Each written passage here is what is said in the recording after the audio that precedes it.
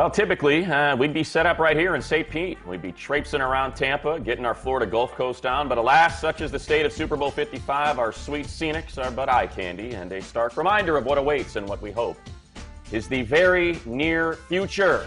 Glorious environment as the backdrop for Super Bowl 55. Welcome to Super Bowl Today, presented by Uber Eats. Matt Money Smith here, along with my man of many hats, a football media polymath, Mike Garafolo. And over the next hour, Mike, and really over the next few days, we hope you'll allow us to pilot this plane of, we'll call it a pregame presentation. I'm sure you're quite excited about the matchup we have at hand, right, Mike?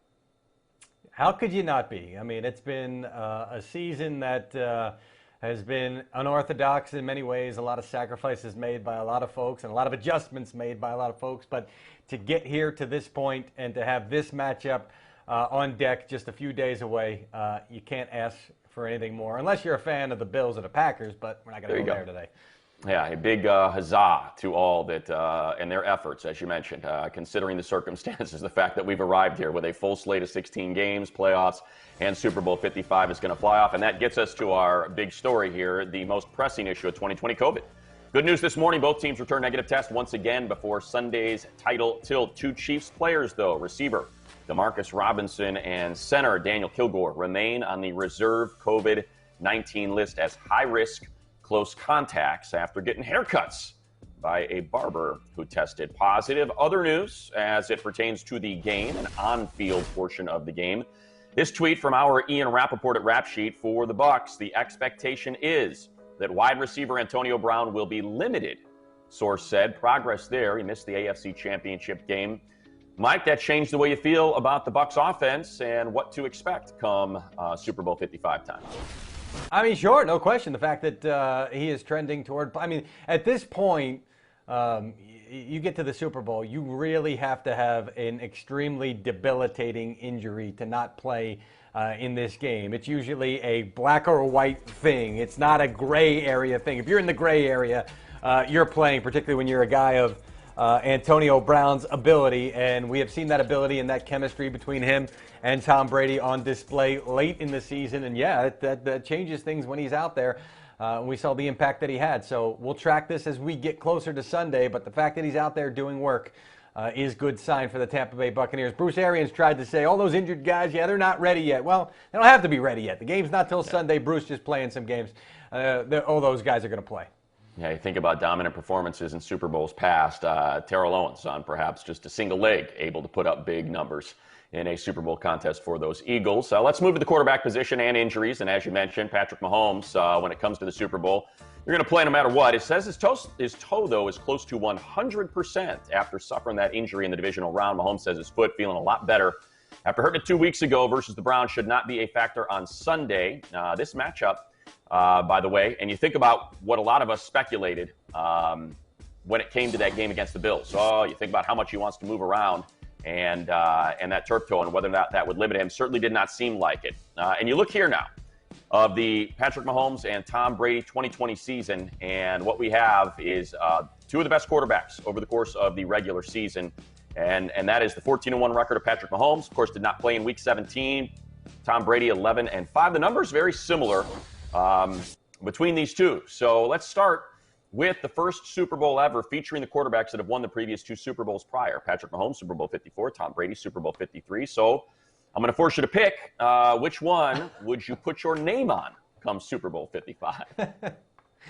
I'll take Patrick Mahomes here. I mean, listen, Tom Brady, it was interesting. I have a close friend of mine who is a long-suffering Jets fan who was trying to tear down the legacy of Tom Brady with the mistakes that he was making in that NFC Championship game. And he's like, this guy's throwing interception after interception in the fourth quarter, and you guys are going to anoint him. I said, no, let's still look at Tom Brady as one of the greats ever. But, yeah, a little bit rust. I mean, look, they're still not really fully immersed in that offense the way that they would like to be in a normal year with a normal offseason and all that stuff. I mean, they started to click toward the end of the year. But I look at Patrick Mahomes and just the ability that this team has been able to do. And I don't think that they've been full throttle of late either. That's the scary part, the way that they have been playing, despite the fact that they really could play better. They're looking at it like, yeah, we've left some stuff on the field. That part kind of scary, and the fact that we talked about his toe, and we thought that that might be something that would affect him against the Bills, and it certainly did not, because he is a man of many talents and many weapons around him. So if I had to pick, give me Mahomes, I guess. Yeah, I guess for the sake of conversation, and not even for the sake of conversation, I'll take the other side. And it's not the whole, well, he's Tom Brady. How dare you pick against Tom Brady? 28-3, the comeback of comebacks. But he is playing some of his best, just eye test. He's playing some of his best football in years. Yes, the interceptions are a serious concern. But in that game against the Packers, look, one wasn't on him off the hands of Mike Evans. One was a blown blitz pickup by Lenny Fournette. So I guess I'm making excuses there. But I think just given his surroundings, the dominant defense, the full complement of weapons with the news surrounding Antonio Brown, and a darn good offensive line, it's kind of like he's got everything, right? Everything that we need Tom Brady to have to operate at max and peak Tom Brady performance seems to be lined up for him in this game. And by the way, the Chiefs defense, it's not nearly as good as the Saints defense. It's about even with the Packers, and that's a game he threw 3 interceptions in, and they were still able to put up 31 points. So yeah, listen, kind of Monty, I'm probably leaning more Bucks from a team standpoint. I mean, we're just having this conversation about what quarterback would you like to have, but we're going to get into that Chiefs defense against Brady thing coming up here. But I'll also say this: the impact of Brady on this team. And this is something that we addressed on Good Morning Football Weekend the other day. The impact of Brady on this team, the way that guys are performing, knowing that Tom Brady is there, and when you make a mistake, let's say you're a defensive back and you look toward the sideline and there's Brady saying, come on, let's go, let's get it going, that you don't want to disappoint, you don't want to let dad down, right? That's basically what it's been like. And you saw that impact to me in that game against the Packers, the way they came in, the way they played smart football, the way they did not beat themselves from the beginning of that game all the way through the end of it. In fact, the only guy that really made the mistakes, I think, at times was Brady, the critical mistakes, a little bit of irony there. But I feel like the impact that he has had on this entire team. I think Danny Amendola said something to that effect and then tried to walk it back, but I'm going to stick with it. Yeah, I mean, look, every team in the NFL is fantastic, right? The talent is unparalleled. And then when you get to the final 2 teams that are playing for a championship, it is the elite of the elite. The margins are so small, and that's where intangibles, I think, oftentimes start to come into play. And it's exactly what you speak of. Speaking of intangibles, we stick with the quarterback theme. Jalen Hurts at Alabama and Oklahoma certainly celebrated for his intangibles and his leadership skills. He's set to be in a quarterback competition the next time we see him on a field. New Eagles head coach Nick Sirianni says Hurts and Carson Wentz will battle it out to see who starts in Philadelphia next fall. Hurts talked about that and more with our Total Access MJ Acosta. I think it was great for me to get my feet wet, having that opportunity towards the end of the season. I obviously learned a lot sitting there, and I'm just excited for the future. I'm excited for the future. Obviously, didn't end the way we wanted it to end, but definitely a lot of learning experiences for me. As well as the football team. So I think we're just excited to take those steps moving forward. And Jalen, listen, you went out there and you showed exactly what everybody expected from you. Plus, a low moment for the culture, some Omega Psi Phi shout out as well there. We, too, are excited for the future. Listen, are you going to be the starting QB next season or what? Look, I'm doing what I need to do on my end.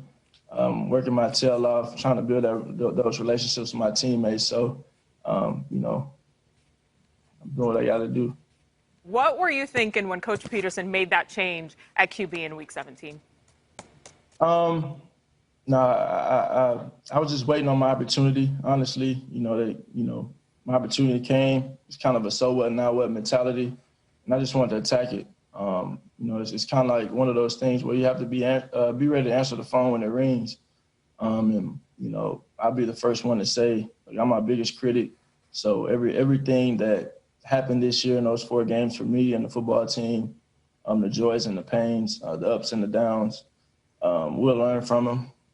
I've definitely learned from him and will continue to learn from him. And I'm just excited for this upcoming season. Okay, so new coach, Nick Sirianni. What's he like? And make your case to him. Why should you be the starter? Well, I got the opportunity to speak with him. And I think he's a great guy. Just meeting him. Hopefully, looking forward to sit down and talk to him some more. I was able to do that a little bit, but I'm just excited. I actually had a kind of talked a little bit before I got drafted when he was at the Colts, and I know he had a lot of love for me and respect for me there. So we got the opportunity to work with each other now, so I'm excited.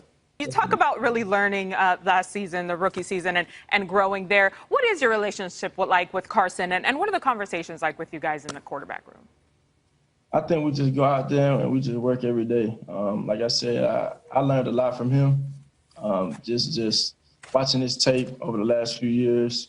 He has a lot of experience in the game, and I was taking note of everything, jotting it down and seeing what I could apply, what I wouldn't. So I'm a sponge. In everything that I do, I just try and soak in info, knowledge from those around me and apply it to my game so I can be better.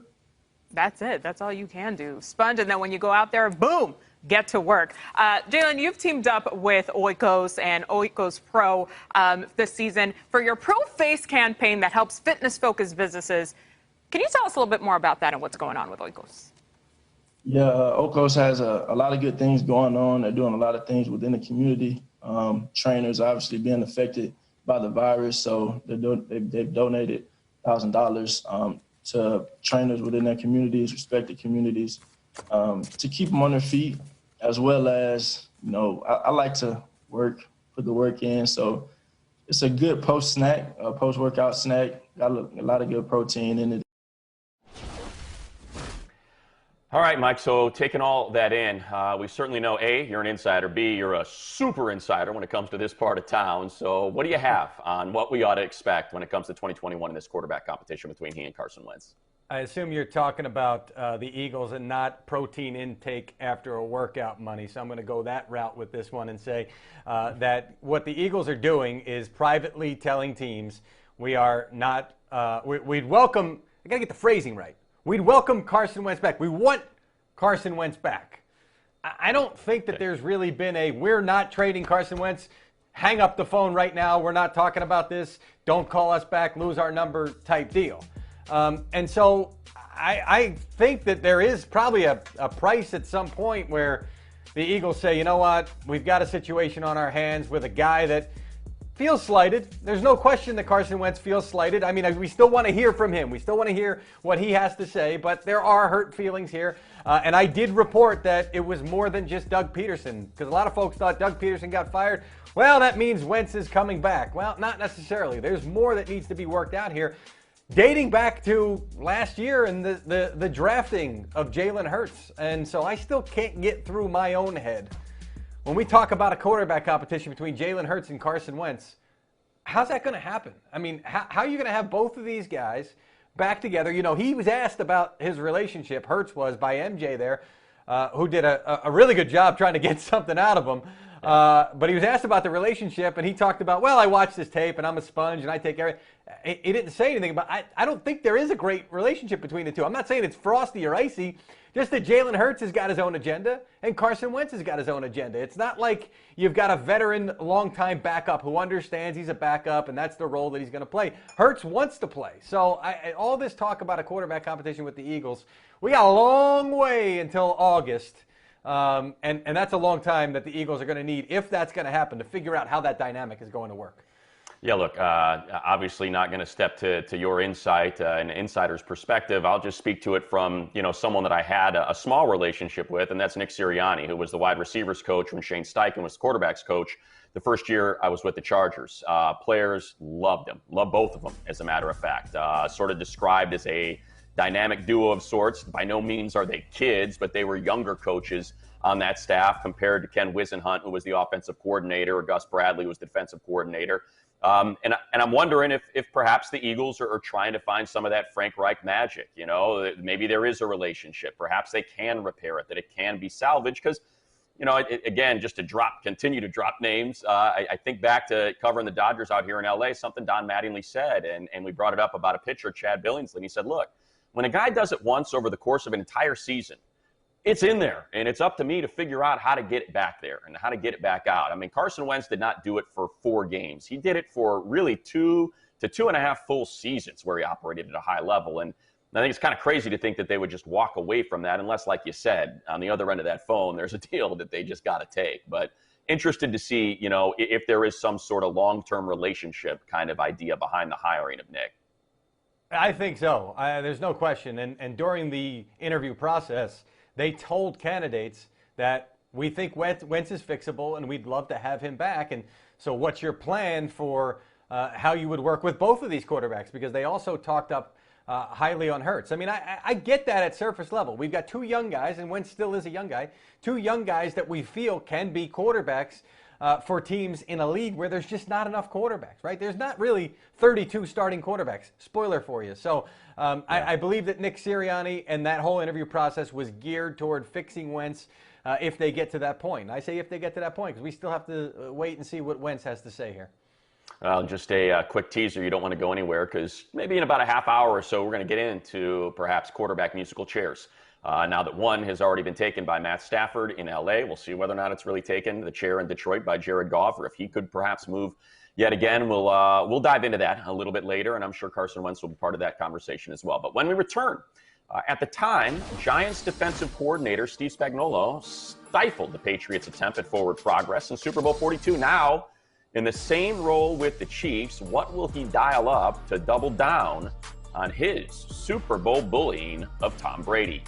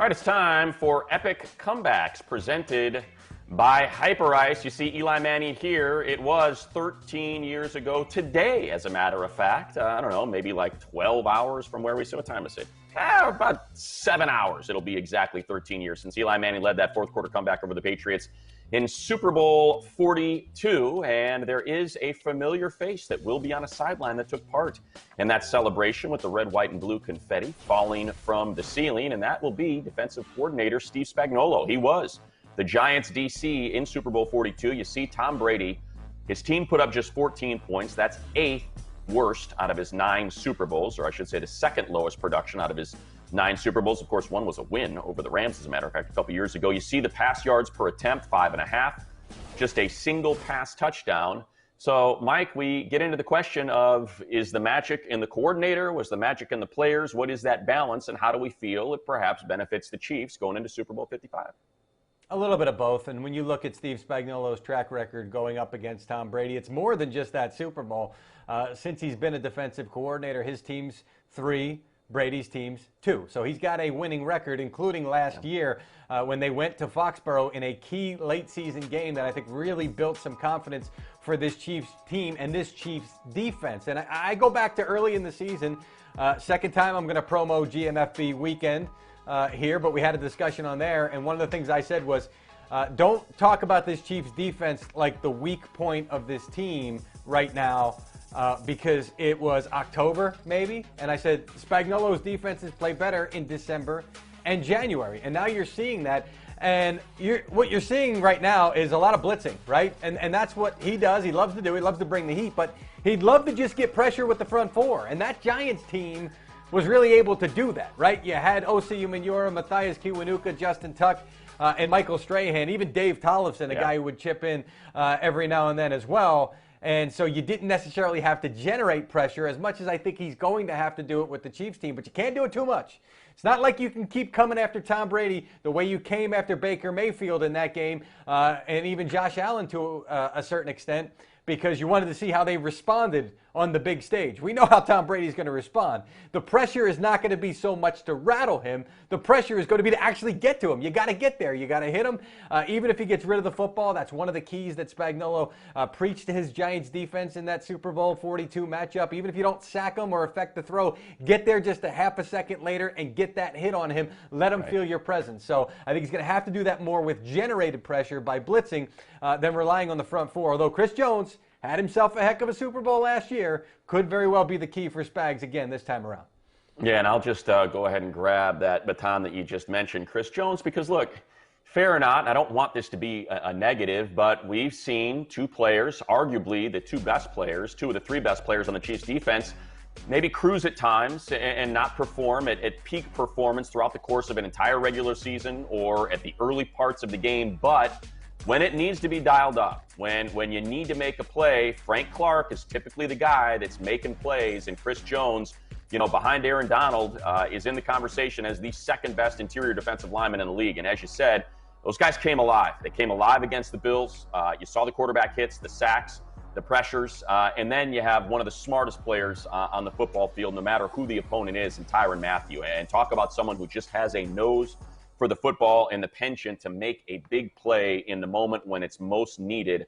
Mathieu is that guy. It's not Aaron Donald plus Jalen Ramsey, but Chris Jones, Frank Clark plus Tyrann Mathieu, that's a pretty tough front and back end to deal with when you dial it up at the precise moment. It's going to be fun to watch that offensive line, which has been one of the best throughout the course of the playoffs of Tampa, up against this defensive line. It's starting to pick it up a little bit here.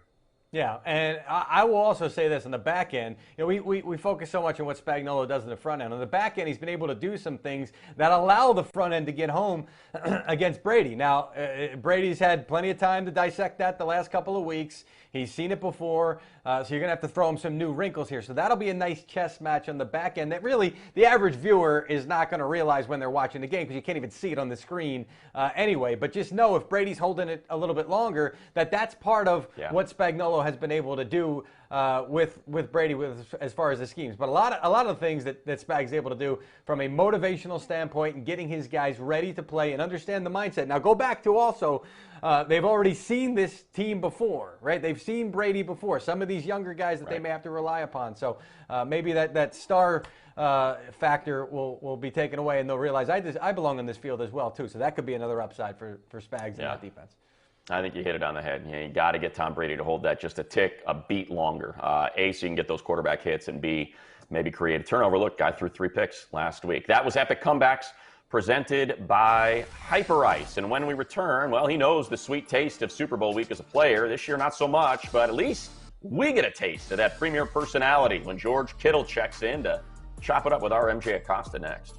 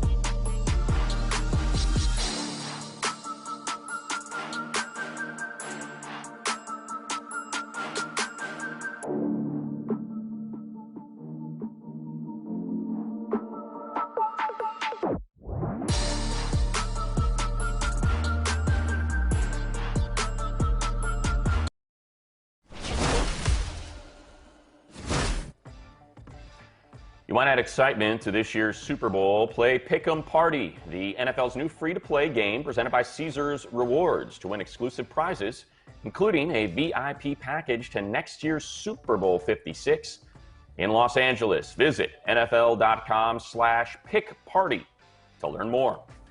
Well, a lot of focus on tight ends in Super Bowl 55, so who better to talk about them than one of the league's best, who's also played in last year's title game? Well, George Kittle spoke with Total Access's MJ Acosta about the impact tight ends will have Sunday, the return of Jimmy G, and how the 49ers are going to bounce back in 2021. This team had every opportunity to kind of, throw a towel in and just kind of say, okay, we got to get through this year. We had a bunch of injuries. It's not our year. But I think that's a testament to, Kyle Shanahan and John Lynch for the guys they brought in and the culture, that we've established here. And, we have guys that we want to work hard, and we're going to try our hardest every single day. We're going to play at an elite level as much as we possibly can. And, I really enjoy being a part of this team. And really, like I said, the culture that we've established, I think, is incredible. And it's just fun to be a part of this team. George, it's that time of year, of course, so there's a lot of QB changes, a lot of rumors. So, does it bug you at all? Do you feel a way when you hear things about your buddy Jimmy G, especially having been 1 year removed from being at the Super Bowl with him? Yeah, I didn't really hear a lot. I spent 12 days in Cabo, nice. So my phone was really wasn't on. But at the end of the day, that's really all it is. It's just what you hear. It's chatter. It's what they talk about on social media because, Niners aren't in the playoffs. What else is there to talk about except for the one thing that most people view as controversial, which is the quarterback position. But, being a captain and, being in the locker room every single day, the guys don't have that chatter. We don't talk about that. We just talk about showing up and playing at a high level. And that's what Jimmy G does. He plays a high level for us all the time. I know that he obviously didn't have the year he wanted to have. He didn't have the year he wanted to have. Neither did I. But injuries do that. And they kind of cripple a season. And I think that when Jimmy G's healthy, he's wheeling and dealing. And I got no doubts in Jimmy, and I firmly believe in him as a quarterback. Yeah, I'm just picturing you in Cabo right now with your Feels Great Baby T-shirt on. No worries at all. All right, George, you guys are so close, of course, just 365 days or so ago at Super Bowl 54 from knocking out the Chiefs. What do you think it will take for the Buccaneers to potentially knock them off? Score a lot of points. Yeah. I think the Chiefs are going to put up a lot of points. I think their offense is rolling right now, and their defense is playing at a high level. And I'm not saying it's going to be easy to score a lot of points, but you got to score points. You got to stay on the football field, and that's all it's going to come down to. But at the end of the day, I'm not really worried about Tom Brady, doing that. I think I don't know if I need to give him any advice because I think he knows how to get it done. And I'm just looking forward to watching an incredible football game. I know at some point in the season we celebrate National Tight Ends Day, but I feel like it should be a year-round situation. So let's talk about this group of elite tight ends this year. You, Gronk, Kelsey, all pretty unguardable, I would say. But if you had to share some advice at how to slow them down, what would it be?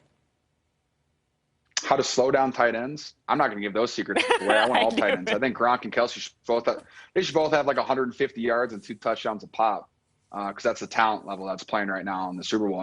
Don't forget about Cameron Brate. That dude's a dog as well. And I think the tight ends are going to be the wild card, and they're going to be able to make or break the game. I think it's going to come down to some big plays by Gronk or big plays by Kelsey, which let's not joke about it. Kelsey's going to probably have 10 catches and 110 yards and 2 touchdowns. That's just what he does, and he always does that at a high level. So I'm excited to watch this tight end competition. It's going to be a lot of good play on tape, and I just can't wait to watch. Those were pretty specific numbers, George. Do you have a Super Bowl 55 prediction? My prediction, it's going to be a very high-scoring game and really fun to watch. You're good, you. All right, what do you got going on with Old Spice? Because, listen, the step and repeat behind you is not lost on me. Do anybody need any deodorant? Send some over for my husband. He loves that stuff. Hey, I can do that. But great. Old Spice, I'm really excited to be working with them because I think the message this year, it kind of resonates with everybody. Last year was a super tough year for everyone with the pandemic, staying at home, not going to work, not being able to see friends or family. And, sometimes when you're stuck at home by yourself or, you kind of can be a harsh critic on yourself. And all Old Spice is trying to do is they want you to smell ready for anything. And so with their new Dynasty Deodorant, which actually smells delicious, I promise you it does. It's amazing. It's just trying to give you that extra boost of confidence. You're not worried about how you smell. You're not worried about sweating. You can go into any situation calm, cool, and collected and confident. Smell good, feel good, play good, as I would say. Oh, I love that. The dynasty you say there. Which teammate are you handing that off to? Who's your smelliest teammate? Who would I give this to? Who? Let's see. I'm gonna send it to my guy Mike McGlinchey, because the amount of karaoke that guy's done. I know he's sweating profusely right now, so I'll send some your way, Big Mike. Well, speaking of tight ends, you heard what George Kittle had to say. Nothing against the rightness of Mike McGlinchey. Look, it happens to all of us, right? You see Travis Kelce, 126 when it comes to receptions. Second leading receiver. It's almost unfair to even throw him in the tight end category. Second leading receiver behind Stephon Diggs when it came to receptions in the league. You see the numbers, just prolific production, Mike. So I'm going to do what we did at the start of the show. I'm going to force you to pick. Do you think there is one that perhaps is more important to slow down than the other when it comes to that Bucs defense, Kelce or Hill?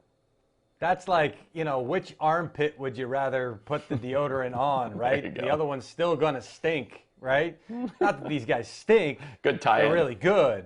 That's not where I'm going with it. But you understand, it's like pick your poison type deal. Sure. I'm going to go Travis Kelce here. And I'm going to take my cues from, and I understand his team didn't even make the playoffs this year, so this isn't the year to necessarily back this guy. But Bill Belichick, he's a pretty good coach. And the way that they have defended the Kansas City Chiefs, Kelce early in his career went off for like 97 yards and a touchdown against the Patriots. And after that, Bill Belichick said, this guy is not going to do that to us again. And you look, I don't think he ever matched that yardage, and I think he only got into the end zone maybe it was last year or the year before on a running play. And what they do when they line up against Kelce is they make sure he is not getting off the line of scrimmage cleanly. We are going to get a piece of that guy. We're not going to let him get in rhythm, and he's going to have help, whoever is guarding him, over the top. So that to me is good enough for me to say I like that strategy, and it's worked quite often for Belichick and the Patriots.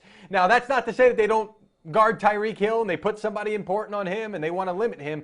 But I think he can get his chunk yards. I just don't want to see Kelce doing damage down in the red zone where you can really start to lose games. Look, the numbers suggest what I'm going to say is just ridiculous. But Travis Kelce, you can contain him. You have to commit resources to it. Tyreek Hill's going to get you. It's just going to happen. You might be able to contain him for 3 quarters, 3.5 quarters. But like we saw in the Super Bowl last year in the pivotal play that helped lead the Chiefs' comeback, eventually he's going to get you because that cheetah has got more speed and more explosiveness in that body of his than anybody else in the NFL. The Bucs know it all too well, right? 13 for 269 yards and 3 tugs. His 2 playoff games over the 100-yard mark, 9 for 172 against the Bills, 8 for 110. Those are just numbers. To me, one of the things I always appreciate is kind of just being that fly on the wall when I get to travel with the team and hear kind of what the conversations are. One of the great little nuggets that I was able to glean from being that fly on the wall is who cut me up last night? Who's the one player that I just, when I put head to pillow, I can't stop thinking about how we're going to stop him. And, Tyreek Hill's that guy. And eventually Andy Reid and Eric Bieniemy and Mike Kafka, they're going to scheme it up.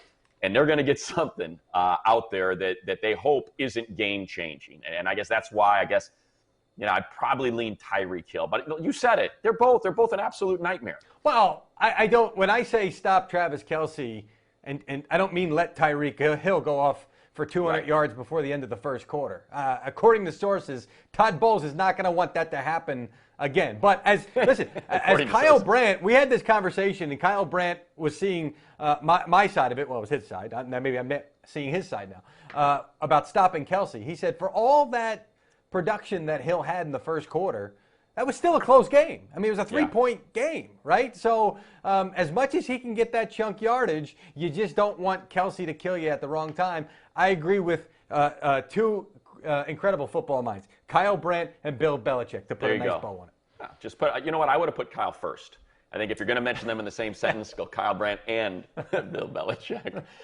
Barry was and still is one of the best. So let's see what Sanders has to say surrounding the ground game. We're talking about throwing it all over the yard. What about the 4-minute offense? Because that could determine the outcome of Super Bowl 55 when it comes to playing keep away from one of those two explosive offenses at the end of the contest. He'll check in with us next.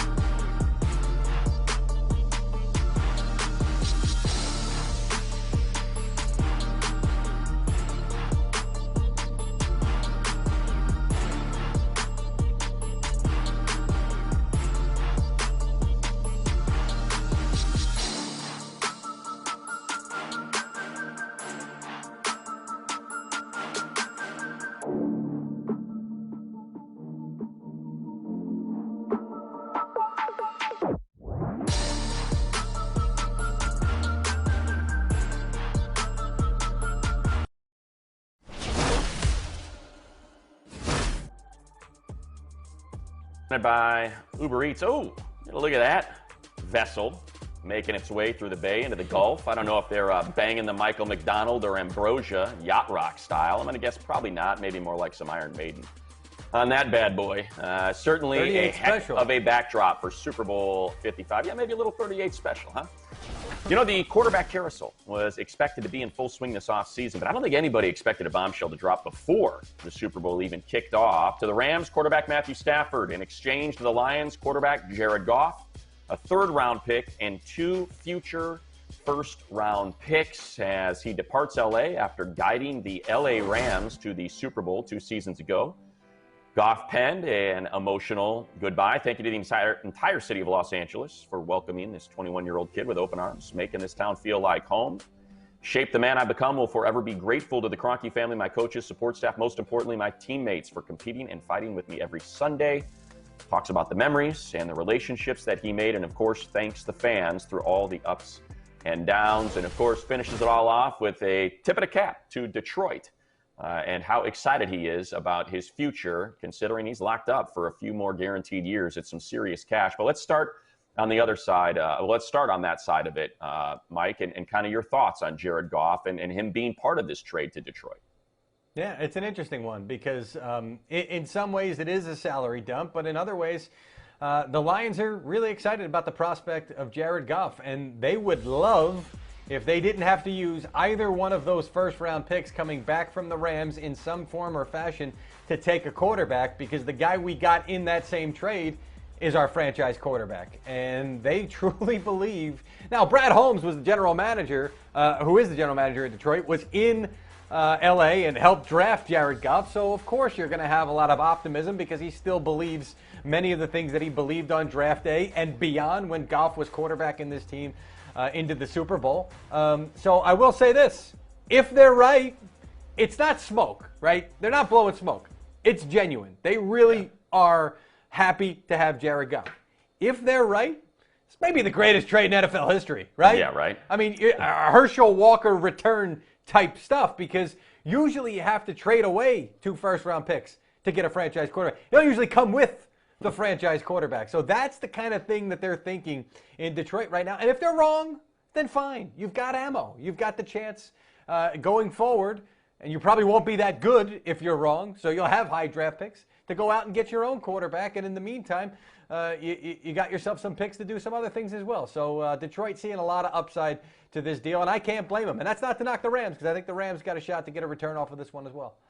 Yeah, no doubt. Just to kind of button the Goff thing, I'm interested to see how Anthony Lynn feels about it, because, again, you keep talking about Good Morning Football Weekend. I keep talking about working with the Chargers.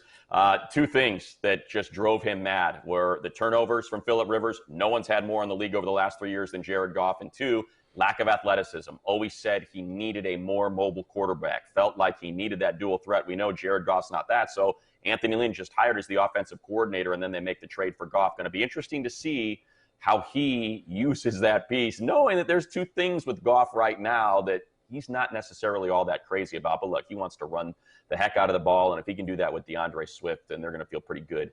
In Detroit, to the other side of it, I mean, look, it's obvious, right, Mike? They expect to win a Super Bowl. They expect to compete for the Super Bowl in their home stadium. And, they needed sizzle. This was a team that was really good on defense, and the offense let them down. We hear so much about the genius of Sean McVay, and I subscribe to that theory. I think he's one of the best play callers, offensive minds in the league, and just Jared Goff was not getting it done for him. Now you get the big arm. I won't be surprised if they go out. Maybe they even sign that guy, Marvin Jones, to be that deep threat, to go with Robert Woods and Cooper Kupp and have that full complement of weapons for Matthew Stafford. The other thing that jumps out to me is apparently the salary cap does not apply to the Rams. They have figured out how to crack that code, because they got the highest paid defensive lineman, the highest paid quarterback.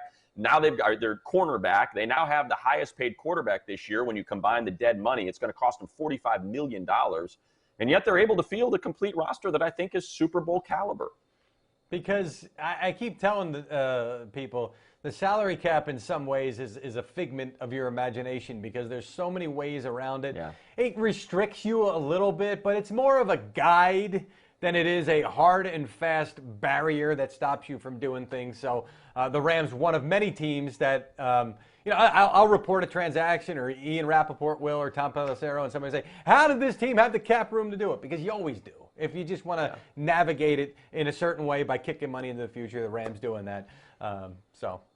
I can't believe I have this sitting right here, and I got to be careful to cover up the numbers and stuff, but this is what it's all about, right? It's all about being able to write that check. If you're willing to write that check that can be cashed for 15 or 20 or however many million bucks, that's how it works. Thousands of people now have your tracking and account number, so go crazy, yes. folks.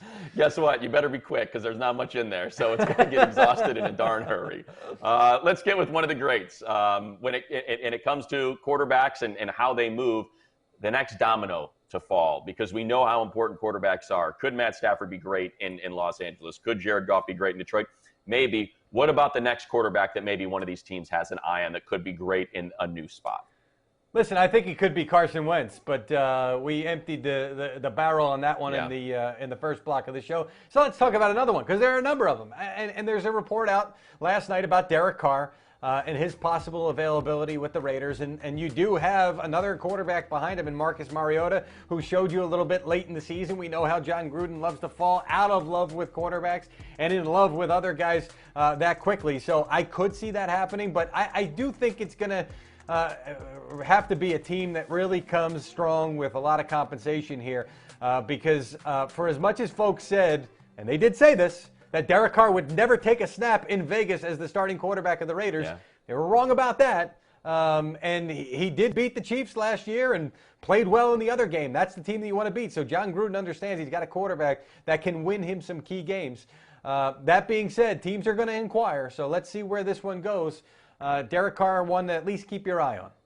Yeah, I'm going to go to the other quarterback in that story that was posted in the Las Vegas Journal-Review, and that's Desean Watson. To me, look, if you're in the market for a quarterback and you're going to give up assets, the Rams gave up 2 1s, then you better figure out if you got the assets to get Desean Watson.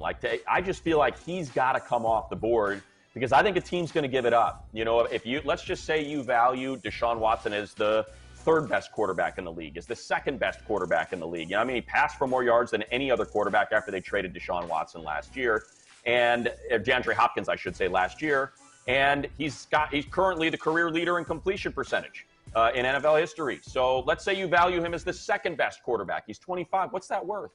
I mean, it's worth whatever. It's worth 4 firsts. It's worth 5 firsts if that's the value that you put on him. And I assume a team is probably going to race to try to get it done before somebody else decides it's worth, I don't know, 7 first-round picks. Oh, they're trying, and they would do it quickly. The question is, how quickly does Houston do it? And that's the only reason why I didn't say Desean Watson, because the question was, what's the next domino to fall? I think they're really going to hold out hope that at some point they can have communication with Desean Watson that convinces him to come back. I do think this is a coaching staff that if he spent time with, whether it's David Culley or Pep Hamilton or even Lovie Smith on the other side of the ball, that he might say, you know what, I got a lot of respect for these guys. I could see myself playing for these guys. So perhaps that's the route for him to come back. But right now he's being firm in his belief that what's happening higher up than that coaching staff is something that he doesn't want to be around. So I think it's going to take some time. That's more of a before the draft type thing, whereas I think you could see whether it's Wentz or Derek Carr could be before the start of the league year in March. Yeah, I think they should subscribe to the George Kittle theory, right? Get Culley and Lovey and all those guys. Get Cal and get Easterby on a plane and send them to Cabo and take their phones, and then you bring Deshaun Watson into the building, and then you have that conversation with him and see if you can smooth it over. Let's get to a legend. How about Barry Sanders joining Andrew Siciliano a little bit earlier on Super Bowl Live? You said last week, Barry, I want to get this right, you said it's going to be tough to replace Matthew Stafford. After the fact now, how much easier does it feel and how much better does it feel to have those 2 number 1s to replace him? Oh, no, I will admit, man, we got a lot for him, that's for sure. And so that should help, you know, and we're really starting over in a lot of ways. But he's been so much to the franchise, and you know, he's really carried us in a lot of ways. And so it'll be strange not having him out there. You know, and we really are starting a new chapter in Lions football, not having Matthew Stafford out there. You know, so, but they're getting a difference maker and a real playmaker. The Rams are, and so you look at what they've been able to accomplish in the last few years, and you know, they were in the Super Bowl a couple years ago and the playoffs again this year. So he should add in nicely to what they've been doing. Barry, Deandre Swift, your rookie this year for the Lions, had a pretty decent year. What do you expect out of him and his career, and obviously next year as well? Yeah, he had a good rookie year. He had some good games. I think he had a game or two where he had 100 yards. You know, and he's you know, he's one of those guys who's kind of slippery, good speed. You know, can break tackles. You know, so yeah, you would think that going into his sophomore year, his second year, you know, that he would even show even more improvement, you know, and maybe, you know, maybe he'll be the type of player who can establish himself as the guy, you know. So I think they still have to kind of figure that part out. But I certainly like what I saw out of Swift this year. Barry, that 2,000-yard club it's an elite club. You guys just welcomed a new member this year in Derrick Henry. Is there anybody he reminds you of when you watch him? Yeah, I mean, I think I'm reminded a little bit of a gentleman named Jim Brown.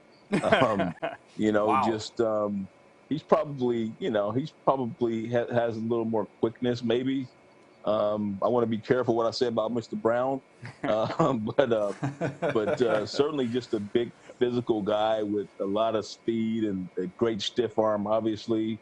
And he's, you know, and also a guy that can take it the distance, you know. So I think in today's game, he does kind of resemble Jim Brown, and he's really been, honestly, the most dominant offensive player outside of Patrick Mahomes and maybe Aaron Rodgers. The most dominant offensive player the last couple of years, you know. So, and I certainly believe he deserves some mention for Player of the Year this year. Just a phenomenal year. Yeah, Barry, defenders, they're jumping out of the way to get out of his way. Nobody wants to dive on him. Certainly nobody wants to wrap their arms around him, and nobody could wrap their arms around you. I want you to kind of wrap your arms around Detroit Lions fans right now. Who want to see the winning product on the field. You just trade away Matthew Stafford. Yes, you got some, a couple first-round picks, but they want us to know, all right, what's our team's identity? I'm just curious. I know Chris Spielman was heavily involved in the process of hiring Dan Campbell. Anthony Lynn is now the offensive coordinator. What was your role in that process? Have you met Dan Campbell, and what can Lions fans expect from this new team? Well, I had several conversations with Chris Spielman, and I knew that he liked Coach Campbell. And obviously he's coming from a great program. He's seen a lot of winning football, and so we're like I said before, we're truly turning the page and starting a new chapter in Lions football. And obviously the decision was made by Chris Spielman, and that sort of thing. And we got a little taste of Coach Campbell's personality during the press conference, about, biting kneecaps and things like that. Teams are on notice. They're going to have to make sure they have extra thick knee pads on because we're coming for ankles and knees and all that kind of stuff. But I enjoyed it. But we know that the important and serious thing is that, yes, he's been around winning football. He's seen how those things are done and how they're put together brick by brick, player by player. And so we're hoping that we can duplicate that here and turn the corner and get back to playing winning football here. And I cannot wait till the Lions come here to L.A. in the 2021 season and Dan Campbell yells at Jared Goff to go bite off Aaron Donald's kneecap. That's just going to be awesome. Barry, good luck with that. Barry, before we let you go, tell us about Rocket Mortgage and Super Bowl squares and everything going on Sunday. Oh, yeah, definitely. It's really a great chance for fans to win a lot of cash during the Super Bowl, and so every score change during the game, this is how it works. Every score change during the game, a fan will have a chance to win $50,000. 2 fans will win $500,000 given away at halftime and at the end of the game. And so you can go to rocketmortgagesquares.com and find out more about it. Just a great way to add to an exciting game that we're already going to have and give fans a chance to, to put more cash in their pocket. Well, it's an awful lot of fun to project a pair of players throwing it all over the yard, but the ground game very well could be the difference in which team emerges as the winner of Super Bowl 55. We tap into Tampa's two-headed attack at running back next.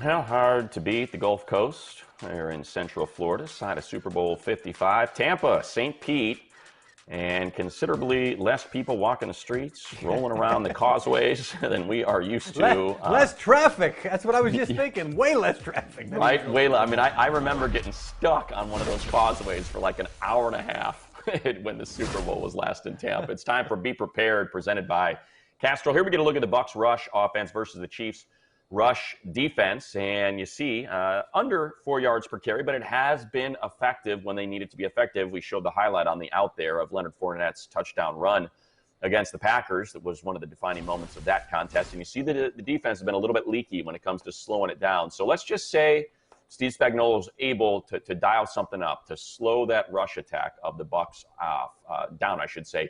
What do you suspect Bruce Arians and company are going to do there to try to get those points on the board?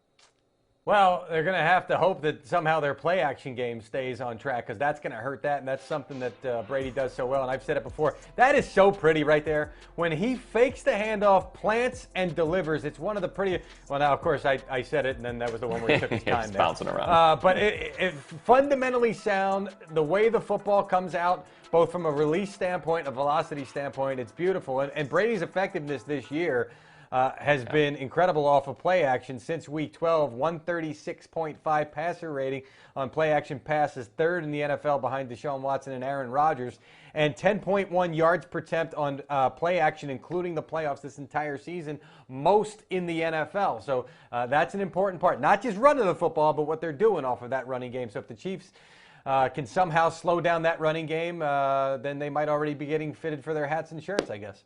Well, since you had to come with those fancy stats, I'm going to just kind of pull some out here because I got to come with stats now as well. And you know what? I just think back to 2016, right, in the Super Bowl when the Falcons were able to stifle Tom Brady's rush attack. And LeGarrette Blount was slowed down to the tune of about less than 3 yards per carry. And what did Brady do? He found James White for 14 catches. Bruce Arians and Byron Leftwich, they like to use that screen game and the passing game with their running backs. You know, they're essentially extended runs. And you hear coaches say that all the time. Well, yeah, you know, you get those passes to the back and you see Ronald Jones or Leonard Fournette, and look, their hands got to be right, because that is one thing that Ronald Jones had issues with at USC. Hands weren't the softest when it came to catching the ball in the backfield. We know that was an issue from Leonard Fournette. You remember that ball popping up against his chest in the divisional round. So that, to me, is probably where you'll see them go, because they're probably going to go that way anyway. It's a part of the game that Tom Brady's always kind of used to his favor. And that was Be Prepared, presented by Castrol Edge. Speaking of running backs that know how to catch the ball, my goodness, one of the best in the business. Austin Eckler knows a thing or two about A, catching the ball out of the backfield, and B, running against the Chiefs. The Chargers do it twice a year. Next year, he's going to have a whole new coaching staff when L.A. takes on Kansas City. Talked about that and the possibility of a home Super Bowl with our Super Bowl Today crew. Have to ask, if you allow yourself, when maybe sitting in Orange County traffic, stopped at a red light, to let your mind wander and think the Bucs are playing in their own building in the Super Bowl, you're nodding, next year the Super Bowl's in our building. I like the sound of that. Do you ever go there? I mean, I guess I haven't thought about this yet. I guess we just ended one season, so my mind's like, all right, recover, and then we'll focus on next season in a month or two.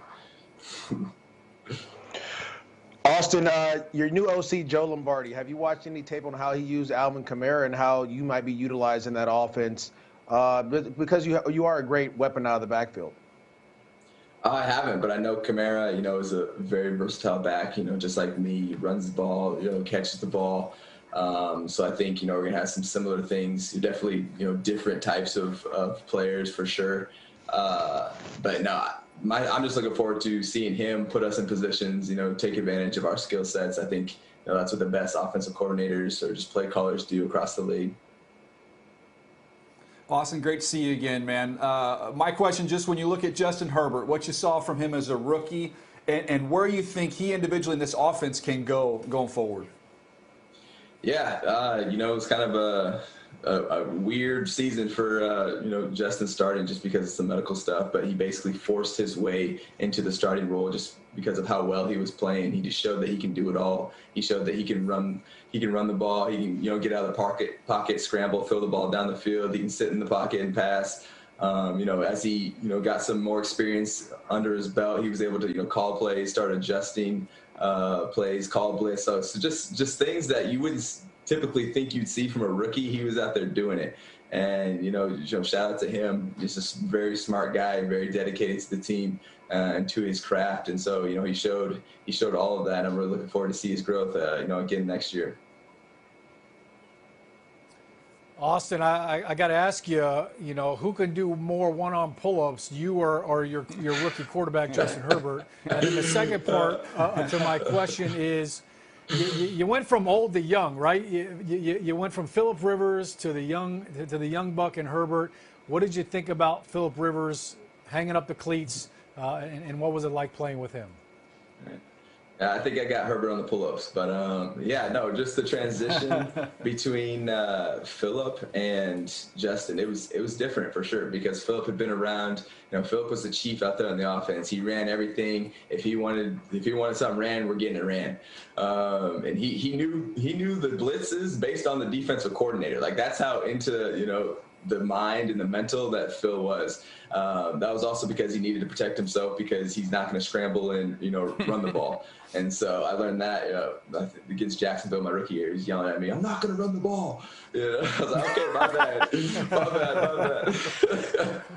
But yeah, no, I see Justin, he's starting to grow. Like it takes time. You got to get those live reps just to learn the game, learn the speed, learn how defenses are trying to disguise things.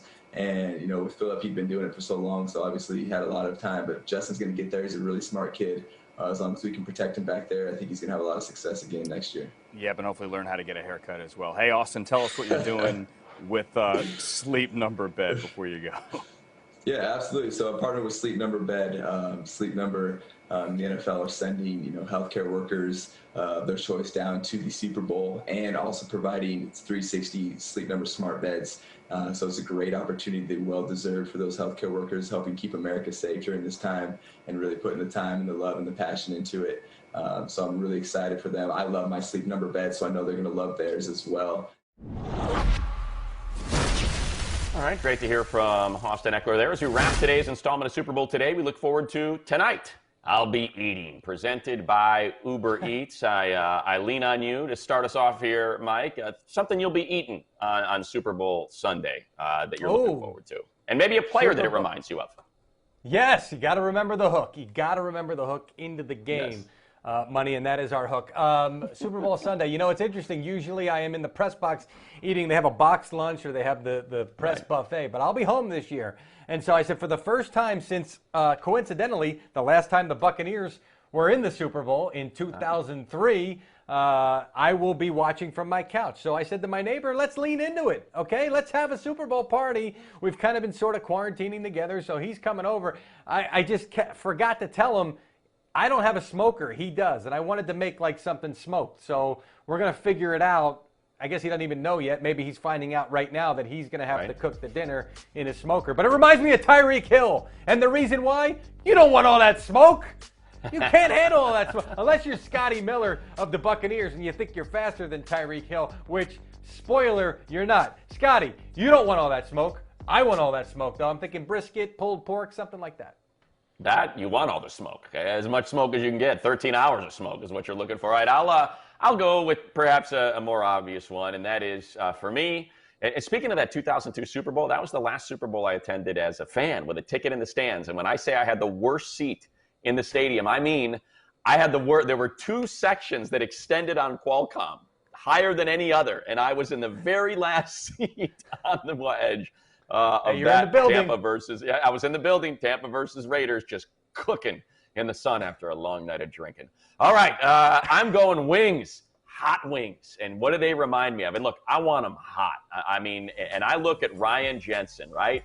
and I look at his shock of fire orange hair, and I can't help but think about firing up my taste buds for some heavily coated, messy as all, get out hot as they come out hot wings. I want my nose to be running, my eyes to be watering, my hands to be coated with that liquid from the pantheon of Super Bowl food gods. And nobody runs hotter, you know this, Mike, on a football field than Ryan Jensen. Nobody runs hotter on the football field. It will not be a surprise at all to see him get the old laundry on the field for an unsportsmanlike or just getting after it a little bit too hard when he sets the tone. So I'm about the wings. You're about the smoke. That was tonight. I'll be eating, presented by Uber Eats. Really enjoyed it, Mike. Brilliant. We love it. And we'll be back again, by the way, the next 2 days, Thursday and Friday. We're doing it tomorrow. DK Metcalf is going to join us. Same time, same channel. If you saw it on NFL.com, if you're watching on YouTube, hopefully we'll see you again. Same website. I guess we'll close with, hey, please, won't you please be our virtual neighbors.